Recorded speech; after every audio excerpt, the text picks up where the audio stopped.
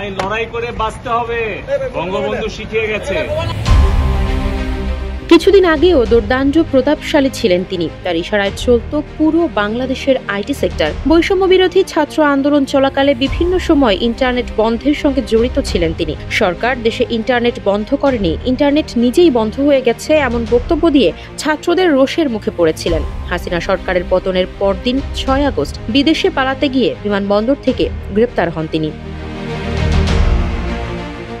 এরপর থেকেই কারাগারে থাকা এই প্রতিমন্ত্রী এবার প্রিজন ভ্যান থেকে দিলেন বার্তা, জানালেন লড়াই করে বাঁচতে হবে, বঙ্গবন্ধু শিখিয়ে গেছেন। মঙ্গলবার আন্তর্জাতিক অপরাধ ট্রাইব্যুনালের শুনানি শেষে সাংবাদিকদের উদ্দেশ্যে একথা বলেন তিনি। এদিন শুনানি শেষে প্রিজন ভ্যানে তোলার সময় এক গণমাধ্যম কর্মী সাবেক প্রতিমন্ত্রী জুনায়েদ আহমেদ পলককে উদ্দেশ্য করে বলেন, পলক ভাই আজকে তো হরতাল। এর জবাবে জুনায়েদ আহমেদ পলক বলেন, লড়াই করে বাঁচতে হবে, বঙ্গবন্ধু শিখিয়ে গেছেন। ভাই লড়াই করে বাঁচতে হবে, বঙ্গবন্ধু শিখিয়ে গেছে।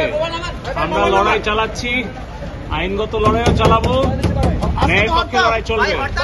যমুনা রাইস কুকারে আছে 3-in-1 function. Jamuna rice cooker, smart রান্নায় আধুনিক জীবন। এর আগে মঙ্গলবার সকাল 10টার দিকে বৈষম্য বিরোধী ছাত্র জনতার আন্দোলন চলাকালে জুলাই আগস্টের গণহত্যা ও মানবতা বিরোধী অপরাধের অভিযোগে গ্রেপ্তার আওয়ামী লীগ সরকারের সাবেক 11 মন্ত্রী সহ 16 জনকে আন্তর্জাতিক অপরাধ ট্রাইব্যুনালে হাজির করা হয়। আন্তর্জাতিক অপরাধ ট্রাইব্যুনালের চেয়ারম্যান বিচারপতি মোহাম্মদ গোলাম মর্তুজা মজুমদারের নেতৃত্বাধীন ট্রাইব্যুনালে তাদের শুনানি হয়।